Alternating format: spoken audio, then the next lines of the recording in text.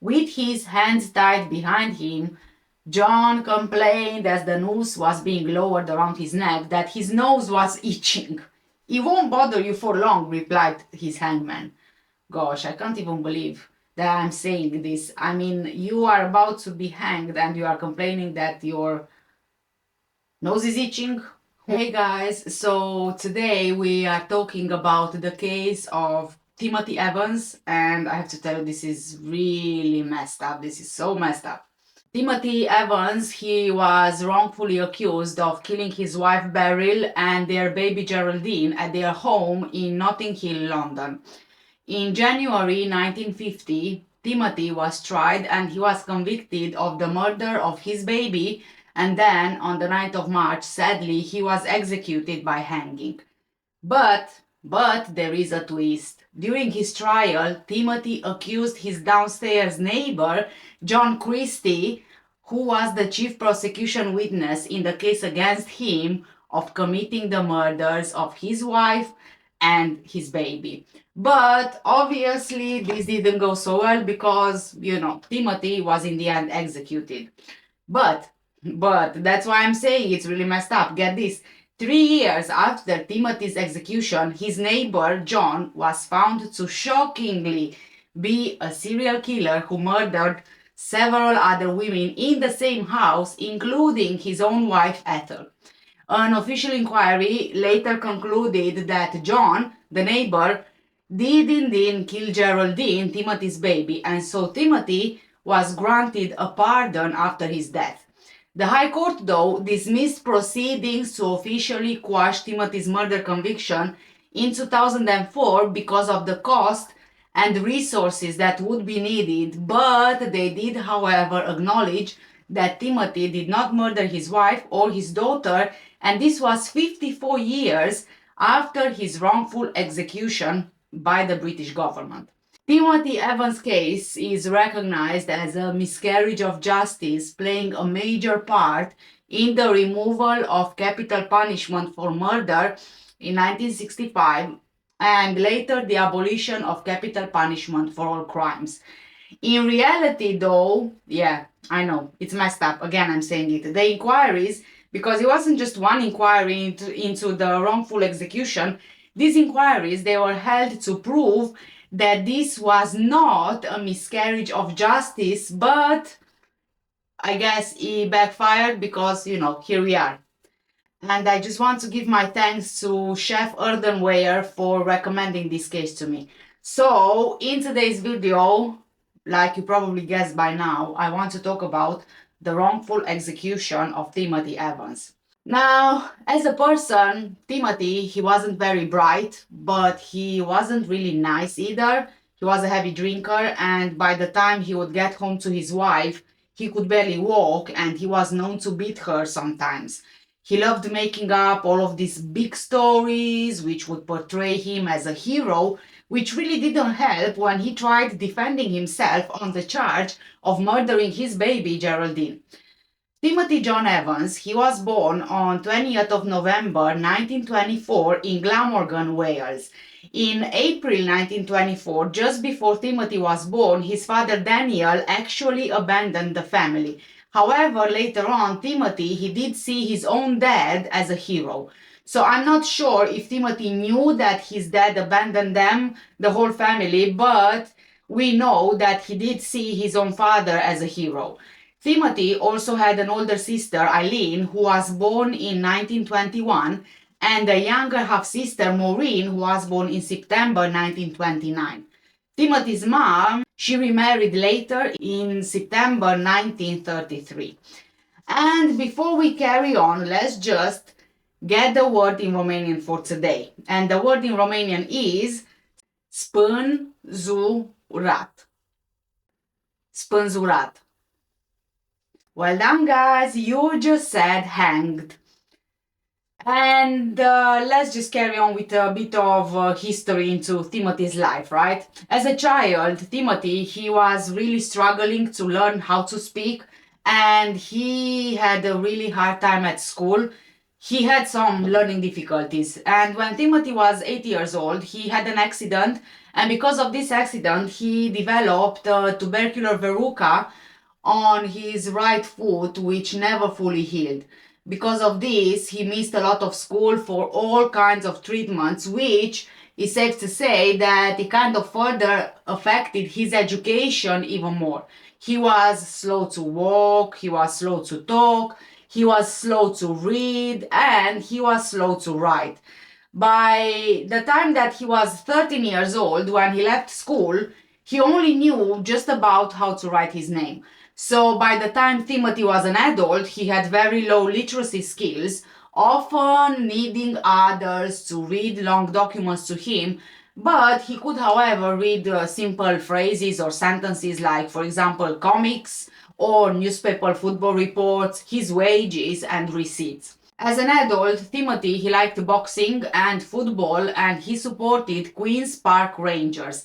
Just the same as, guess who? I'll give you a second there. His neighbor, John.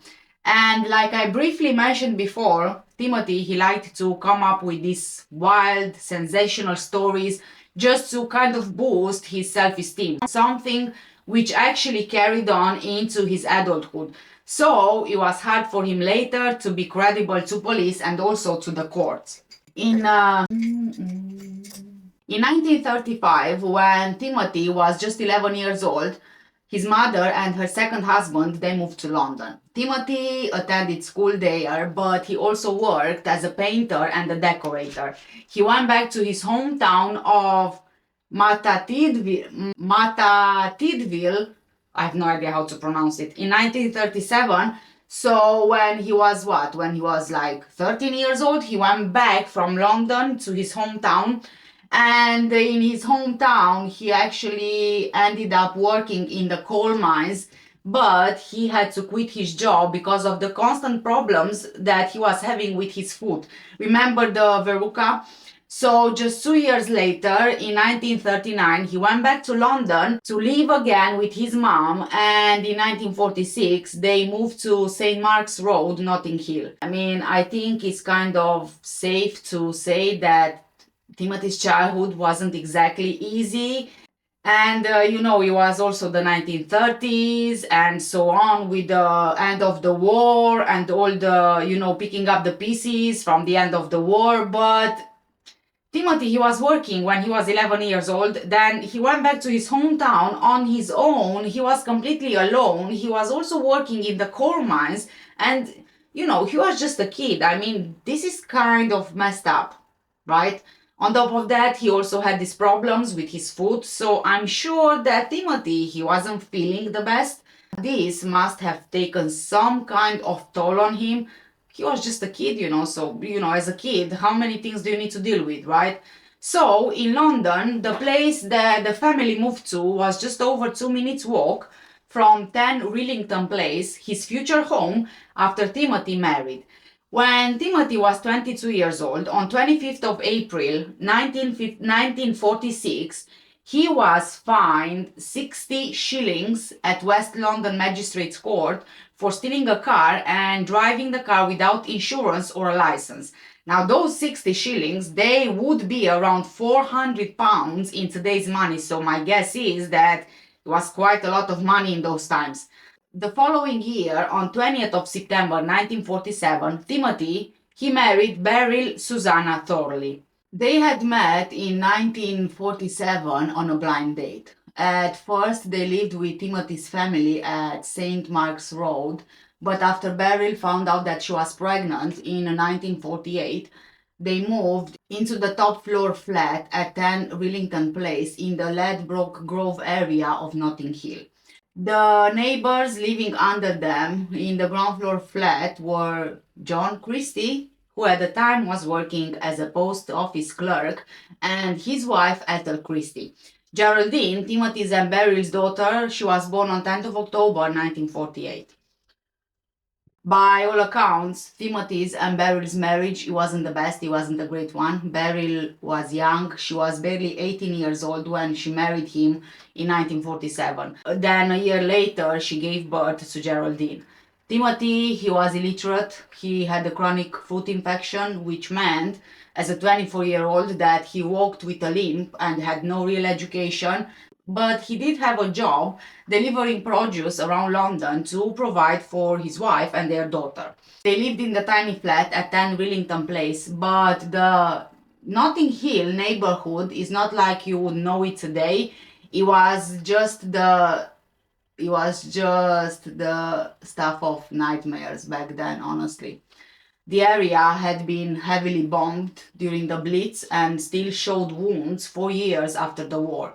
Their street was populated by rows of brick buildings that in the previous century, these buildings, they were quite nice because these were single family residences, but they were now cut up into cheap multiple unit dwellings. 10 Rillington Place was divided into three flats. Timothy, Beryl, and Geraldine, they lived in the top unit. An elderly man who was in the hospital at the time lived just below them, and the middle-aged married couple and long-term tenants were in the ground floor flat. And these were John, Christie, and his wife. Each unit had only two rooms and they all shared the interior stairways and hallways. There was no indoor plumbing and all of the residents would share a wash house in the small backyard, which had a sink and copper for heating water with an outdoor toilet beside it. The flats were illuminated by coal gas fed into the units by jets in the wall.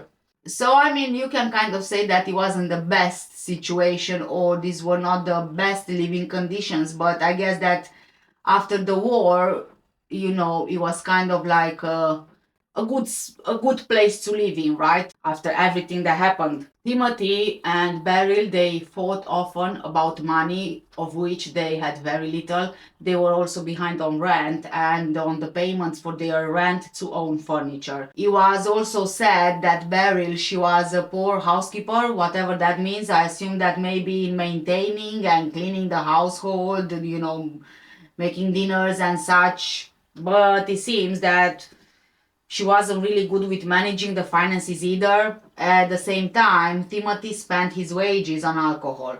He was a heavy drinker and this made his short temper even worse. It just seemed that Beryl wasn't up to the values of Timothy and his family. They would argue so loudly that they could be heard by their neighbors, even witnessing physical violence on several occasions.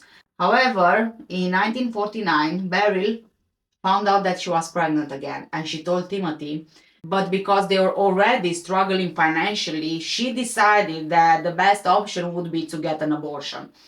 Even though Timothy didn't really like this idea, he eventually gave in. On November 14th, Timothy was back in Wales, staying with relatives who were not very happy with him. He did exactly what his own dad did to him, abandon his wife and their baby. At the same time, Thomasina was fed up with her son Timothy. For weeks, she didn't hear from her daughter-in-law Beryl, who was very unusual because she would normally be in regular contact with her in-laws. At first, Timothy said that Beryl and their baby, they left London to visit Beryl's father in Brighton. But then Thomasina found out that Timothy, he also left London, returning to his hometown in Wales, where he was staying with his aunt and uncle. Before Timothy left London, he quit his job and he sold off all of the couple's furniture. And when Thomasina heard this, she was just furious. She was fuming. So, on November 29th, 1949, she sent a letter to her sister-in-law in Wales saying, quote, "I don't know what lies Tim have told you down there. I have not seen Beryl or the baby for a month. There is some mystery about him. I never want to see him as long as I live. Everywhere I go, people asking for him, for money he owes them. I am ashamed to say that he is my son." End of quote. When Thomasina's letter arrived the following day, Timothy's aunt read it to him at breakfast. That same afternoon, on November 30th, 1949, Timothy left his aunt and uncle's house and he walked into the local police station. He told the detective on duty, "I have disposed of my wife." When the detective asked him what he meant, Timothy replied, "I have put her down the drain." Timothy said that his wife died in unusual circumstances and he was worried for the safety of his 18-month-old baby, Geraldine. Police asked him where Beryl was, and Timothy told them that she was dead. When he was questioned further, he said that Beryl, she was pregnant, and the man gave him some kind of liquid which would induce an abortion, which Beryl drank, then she died. Timothy went on claiming that he stuffed his wife's body down a manhole outside the house where they lived.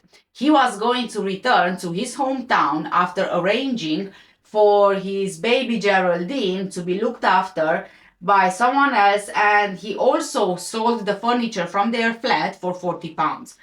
By this point, Timothy was only 25 years old. For 2 days, he was detained in the cells at the local police station in isolation, while police in Notting Hill, they did a search of number 10 Rillington Place. But they found nothing. There was nothing in the manhole either, and the police even discovered that it took 3 officers to pull off the cover. So Timothy couldn't have done that on his own. I mean, now there is another question here. Did he have some accomplices? So obviously he was questioned again, and when he was questioned again, he changed his story. This time he said that John Christie, remember his neighbor, offered to perform an abortion on Beryl. He didn't mention John in his first statement to protect him because at that time abortion in the UK was illegal. According to Timothy, after a few talks with Beryl, they both agreed to allow John to carry on with the abortion. John had said that he trained as a doctor before World War II and showed Timothy a medical textbook as proof of his credentials, a book which is kind of obvious that Timothy couldn't actually read. John then offered to perform an abortion on Beryl, so she and John scheduled the procedure for the next day. At first, Timothy didn't really agree with John, performing this abortion, but somehow Beryl managed to convince him by saying that they can't afford to have a baby, and this would kind of be the only way, right? On 8th of November, Timothy, he returned home from work when he was told by John that the abortion didn't work and Beryl sadly was dead. John had been waiting for Timothy at the bottom of the communal staircase, saying it's bad news, and it didn't work. Upstairs, Timothy found Beryl lying on their bed, dead, according to John, from septic poisoning. Baby Geraldine, she was alive and she was unhurt in her cot. John said that he would get rid of Beryl's body while Timothy was at work the next day. Because Beryl died during an illegal abortion, the police couldn't know what happened to her.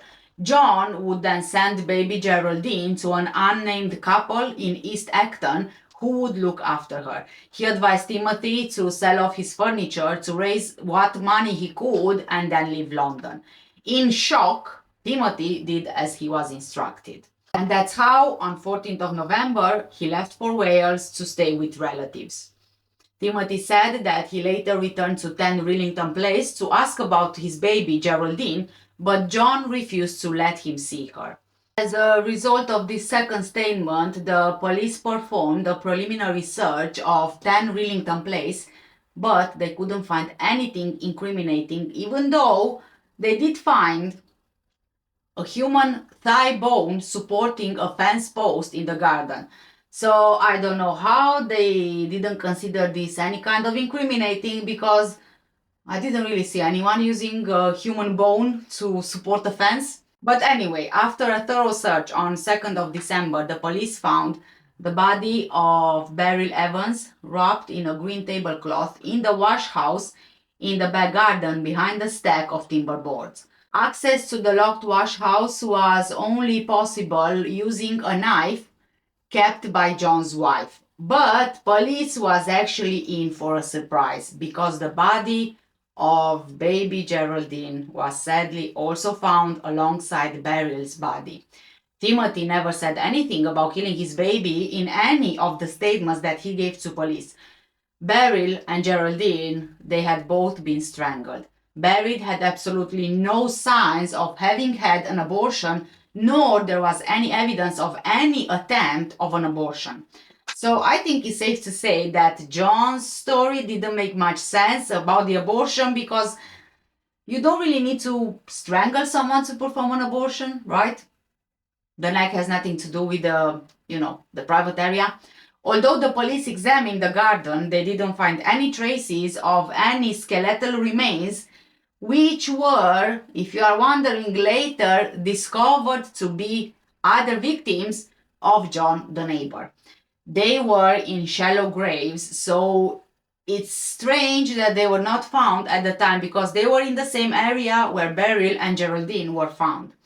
So, and also they were not buried very deep, so it was kind of hard to miss them if the police would have done a thorough search.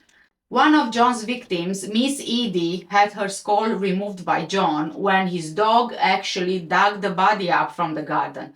John then disposed of the skull in a bombed out building nearby. This evidence was also ignored when the skull was later discovered by children who were playing in the ruins, and this skull was handed in to police.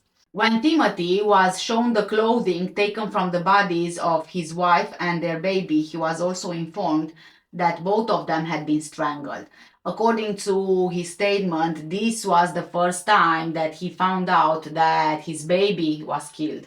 When asked by police if he was responsible for the death of his wife and baby, he apparently said that yes, he was the one responsible. He then confessed to strangling Beryl during an argument over debts, then strangling Geraldine 2 days later, and then going to Wales.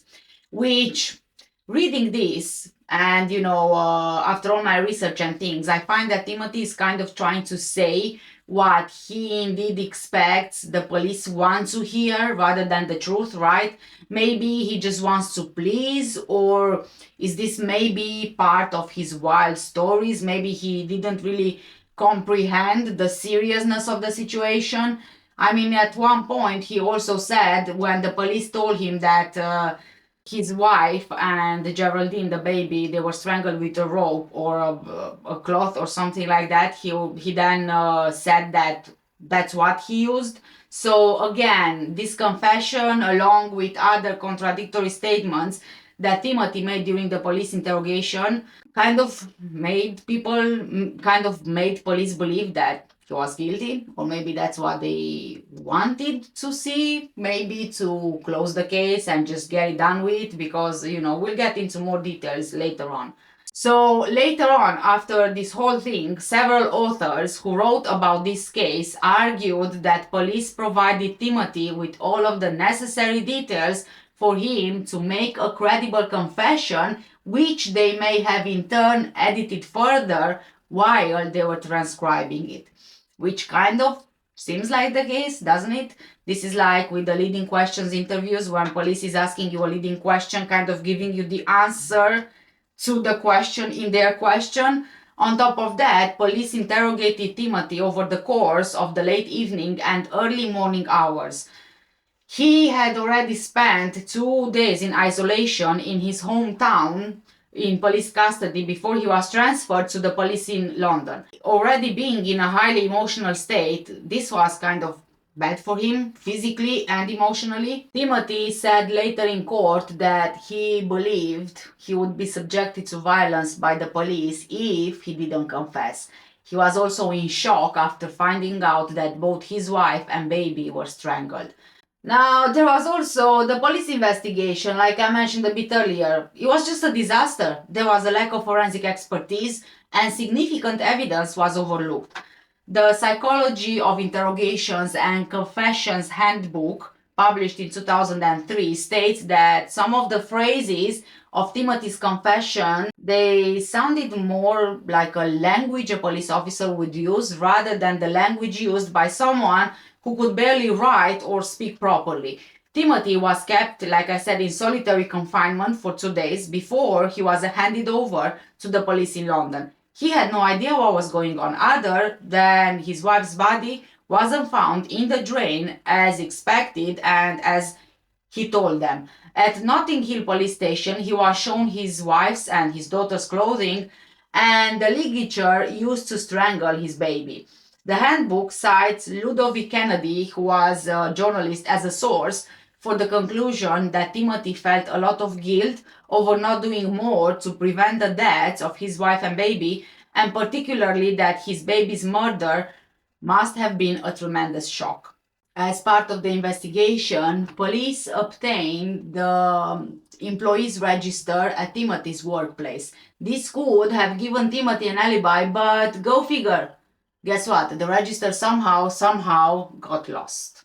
Those children playing in the nearby bomb site, who handed police the skull they found, was also ignored. There were builders making repairs at Timothy's house in November. They stored their tools in the wash house, but none of them saw any bodies. But police re-interviewed them, believing that they got confused, and so then persuaded them to amend their statements. These witnesses were not summoned to give evidence later in court. Timothy Evans was put on trial for the murder of his baby Geraldine on 11th of January 1950 before Mr. Justice Lewis and the jury. In accordance with the law at the time, the prosecution proceeded only with a single charge of murder, the murder of Geraldine. Beryl's murder, with which Timothy was still formally charged, was not formally before the court, even though evidence that he murdered Beryl was used with the purpose of establishing his guilt of the murder of Geraldine. Timothy, represented by Malcolm Morris, withdrew his confession during consultations with his solicitor and alleged that John Christie was responsible for the murders, in line with his second statement given to the police in his hometown in Wales. This was dismissed by the court as a fantastic allegation, and even though Timothy's solicitors warned him that it would be difficult to prove, he maintained this defense until his execution. John Christie and his wife Ethel were key witnesses for the prosecution. John denied that he offered to abort Beryl's unborn child and gave detailed evidence about the arguments between Timothy and his wife. The defense was trying to show that John was the murderer, highlighting his past criminal record. John had previous convictions for several thefts and malicious wounding. The malicious wounding involved John striking a woman on the head with a cricket bat.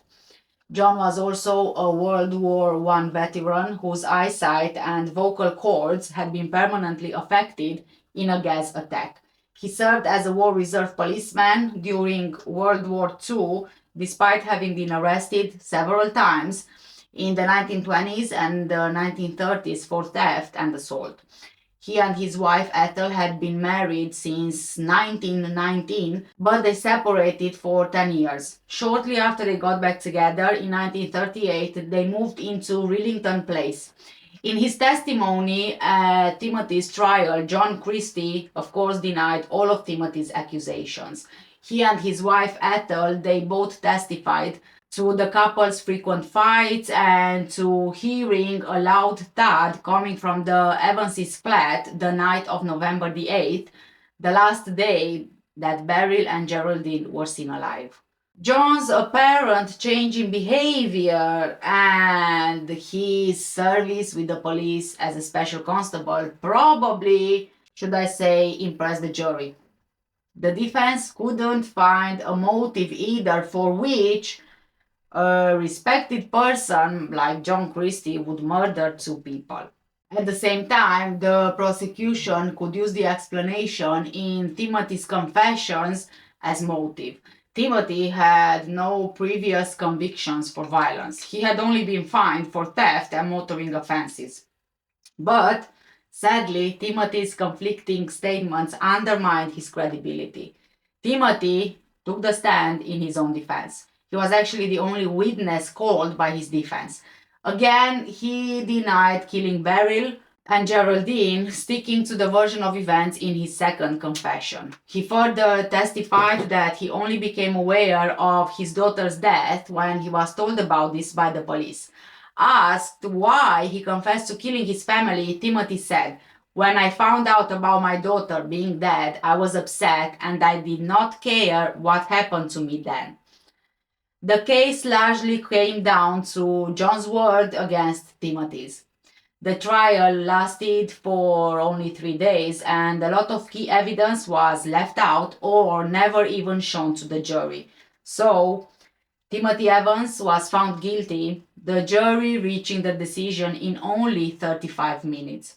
There was an appeal, but this appeal failed. This was held before the Lord Chief Justice, Lord Goddard, Mr. Justice Sellers, and Mr. Justice Humphreys on 20th of February.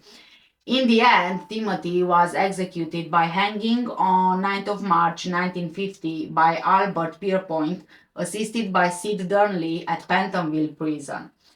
3 years later, the safety of Timothy's conviction was severely criticized when John's murders were discovered. During interviews with police and psychiatrists before his execution, John Christie admitted several times that he was responsible for the murder of Beryl Evans, Thomas's wife. If this was true, then Timothy's second statement detailing John's offer to abort Beryl's baby is likely to be the true version of events. Ludovic Kennedy, who was cited in the handbook that I mentioned earlier, provided one possible reconstruction of how the murder took place, saying that Beryl, she let John into her flat expecting the abortion to be carried out, but she was instead attacked and then strangled. John claimed to have possibly engaged in sexual intercourse with Beryl's body after her death, but he claimed to be unable to remember specific details. However, Beryl's post-mortem didn't find any evidence of sexual intercourse. In his confessions to Beryl's death, John denied that he agreed to carry out an abortion on Beryl. He instead claimed that he strangled her while intimate with her, or that she wanted to commit suicide and he helped her do it. Very credible, right? Something really important was not even mentioned in Timothy's trial. The two workmen, they were willing to testify that there were no bodies in the wash house when they worked there several days after Timothy was alleged to have hidden them. These workmen stored their tools in the washroom, which was a small outhouse measuring 54 by 52 inches or 140 by 130 centimeters, and they cleaned it out completely when they finished their work on 11th of November. But the workmen were never called to give evidence. Instead, the police re-interviewed them and forced them to change their evidence to fit the theory that Timothy was the murderer. John Kirsty, after everything, he actually ended up losing his job in the post office as a result of his criminal record being made public in court, and he struggled to find another job. Running out of money, he fraudulently sublet his flat in March 1953 and disappeared with the rent. After John left the flat, the landlord allowed an upstairs tenant, Beresford Brown, to use John's kitchen. And what a surprise comes next. Removing the wallpaper, Beresford found the bodies of 3 women, Kathleen Maloney, Rita Nelson, and Hectorina McLennan, hidden in a papered over kitchen pantry, a small space immediately next to the wash house where Beryl and Geraldine Evans were found. So, I think it's safe to say that John hid Beryl's and Geraldine's body in that same tiny space until the workmen left and then placed their bodies in the wash house.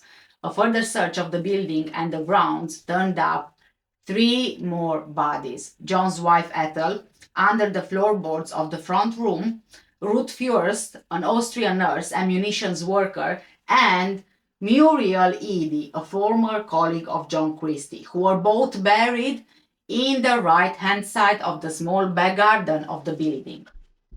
John Christie even used one of their thigh bones to prop up a trellis in the garden, which, like I said, the police missed in their earlier searches of the property.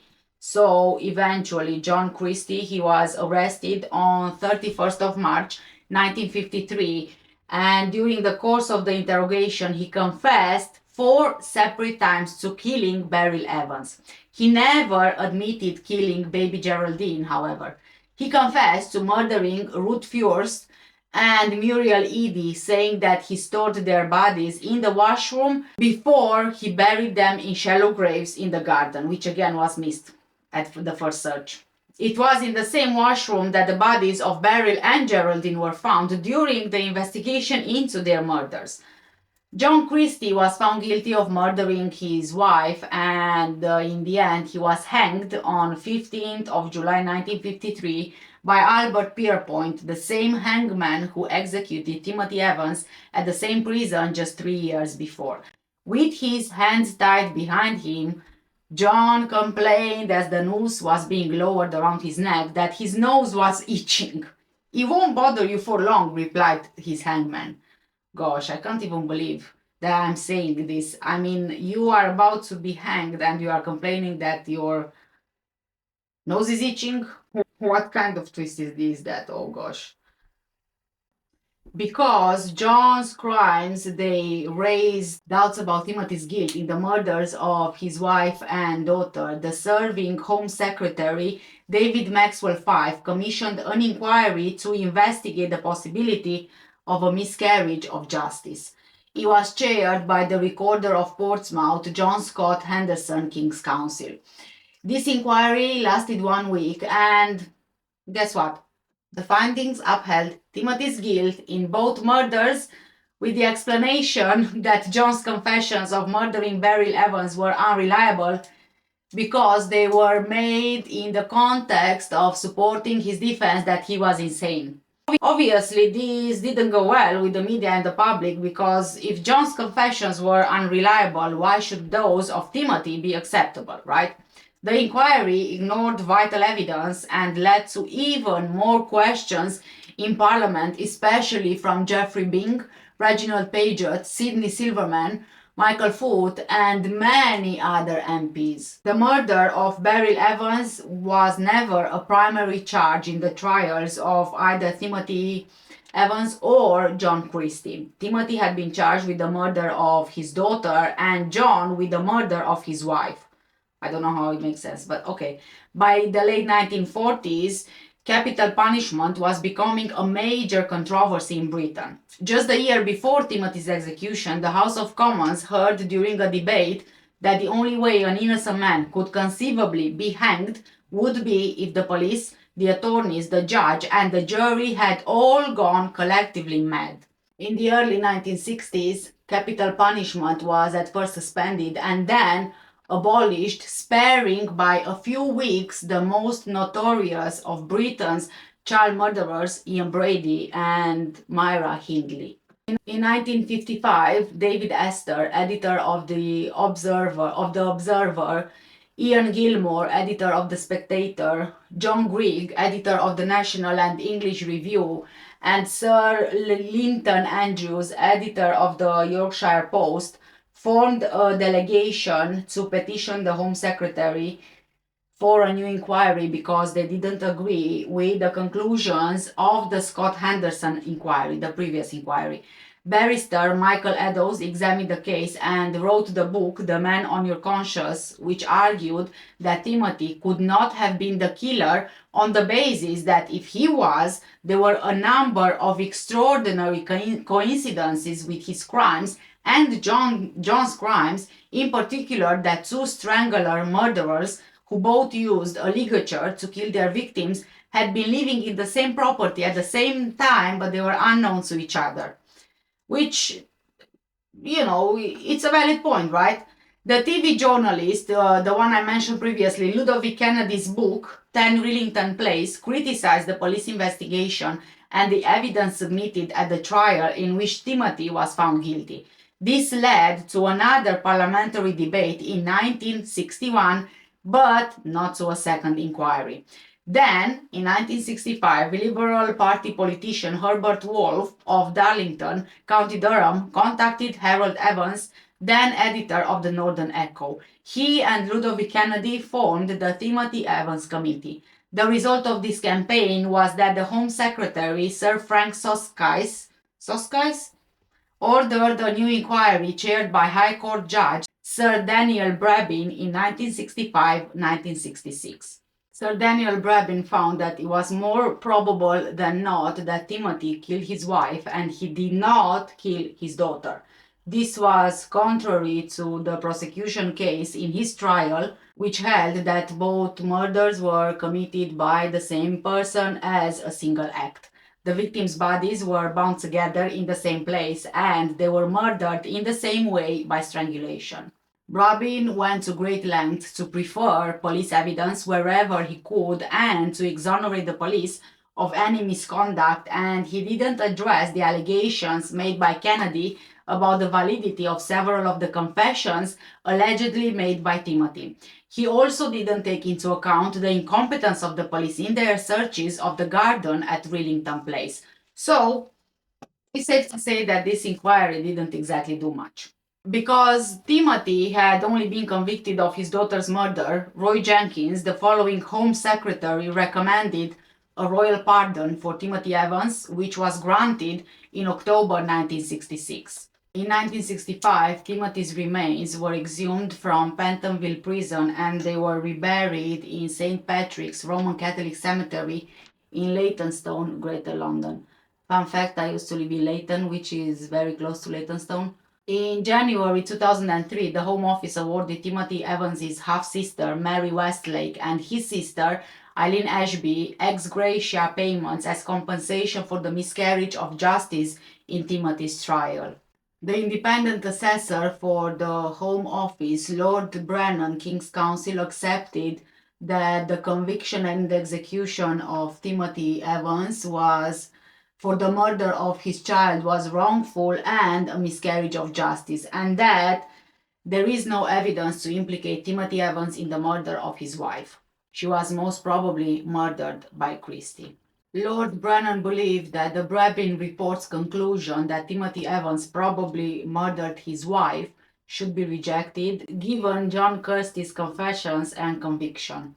On 16th of November 2004, Timothy's half-sister, Mary Westlake, began an application for a judicial review in the High Court challenging a decision by the Criminal Cases Review Commission not to refer Timothy's case to the Court of Appeal to have his conviction formally quashed.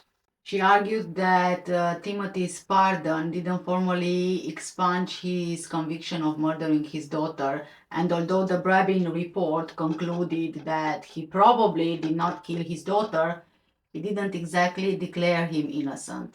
The report also contained the conclusion that Timothy probably killed his wife. The request to refer the case was dismissed on 19th of November 2004, with the judge saying that the cost and resources of quashing the conviction could not be justified as there is no tangible benefit when the convicted person was executed and there are no other penalties ensuing, although they believe that Timothy Evans should indeed be regarded as having been innocent of the charge of which he was convicted. Further attempts by the family to have Timothy's murder conviction quashed, however, were unsuccessful. And this, guys, is yet just another example of a horrible, horrific, unjust execution and miscarriage of justice. I mean, again, it was the police who they were conveniently ignoring evidence and just not presenting evidence to court because, in my honest opinion, I think it was much easier for them to just, close the case and that's it, rather than do a proper investigation. And yeah, sadly, this is the case of Timothy Evans. Please, guys, let me know what do you guys think in the comment section down below. For now, take care, stay safe, and I'll see you in the next one. Bye. And why do I keep getting... Oh, look, I'm full of lipstick on my teeth. Yeah, sorry, guys, you'll probably see me at the end of this video with lipstick on my teeth for some reason.